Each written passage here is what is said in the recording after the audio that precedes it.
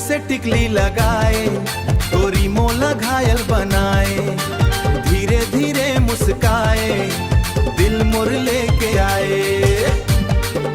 छोटे से टिकली लगाए, गोरी मोला पागल बनाए, मन तोरे नखरा के जादू माँ, रात भर नींद नहीं आए। लाल लाल चुनरी ओढ़े, चांद जैसन चेहरा, गली गली में चर्चा होते, तैहा सबसे सुघर।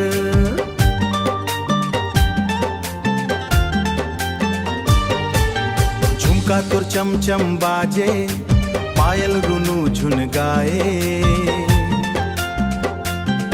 तोर पीछे दीवाना होके मोर दिल दौड़त जाए।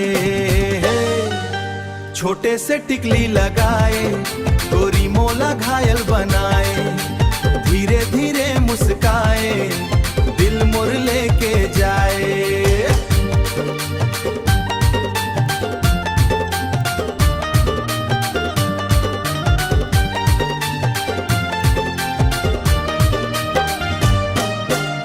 मेला घूमे संग संग माँ, हाथ पकड़ के हासल,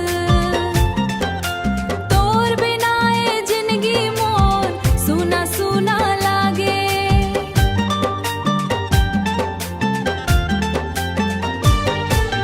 काजर वाली आँखी तोर माया के बात सुनाए, देख देख के तोला सजनी, दिल मुर गुनगुनाए।